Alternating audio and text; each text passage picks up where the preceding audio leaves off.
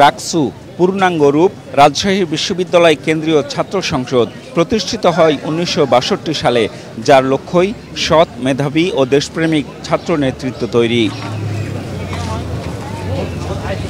রাকসু প্রতিষ্ঠার পেছনে রয়েছে ইতিহাস। শিক্ষার্থীদের দাবির মুখে ১৯৫৬ সালে রাজশাহী বিশ্ববিদ্যালয় ছাত্র সংসদ বা রাসু গঠন করা হয়। ২ মেয়াদে হয়েছে নির্বাচন। রাসুর প্রথম ভিপি নির্বাচিত হন ছাত্র ইউনিয়নের মনিরুজ্জামান মিয়া। পরে তিনি ঢাকা বিশ্ববিদ্যালয়েরও ভিসি ছিলেন। এরপর রাসুর ভিপি ছিলেন আবুল কালাম চৌধুরী।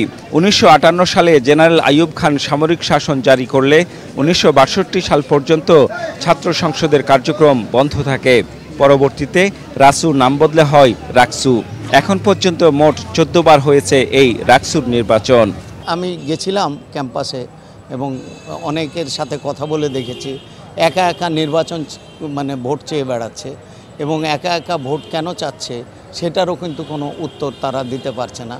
রাকসুর যে একটা রাজনৈতিক আবেদন আছে দেশব্যাপী এবং জাতীয় পরিধিতে তার যে একটা বিরাট গুরুত্বপূর্ণ একটা ভূমিকা আছে সেইটা আজকের প্রেক্ষাপটে লক্ষ্য করা যাচ্ছে না।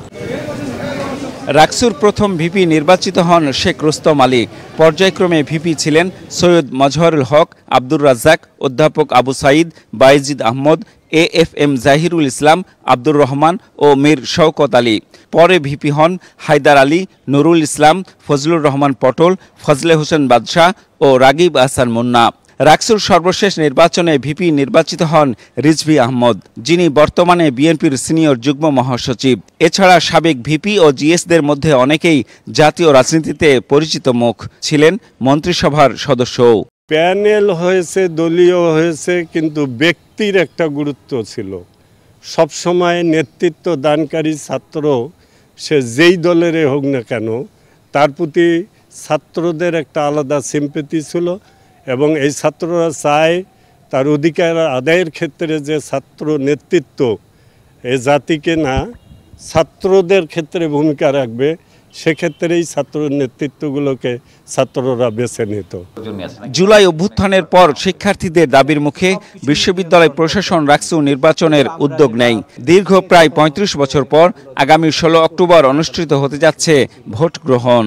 ভাইস চ্যান্সেলরের ক্ষমতার যে জায়গাটা সেটা আরেকটি মৌলিক জায়গা এই গঠনতন্ত্রে চেঞ্জ করা হয়েছে।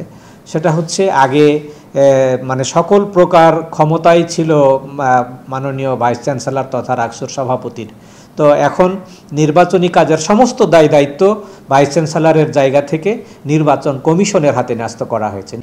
এবারের নির্বাচনে 10টির বেশি প্যানেল থাকলেও কেবল ছাত্রদল এবং ছাত্র শিবির সমর্থিত 2টি প্যানেলই পূর্ণাঙ্গ।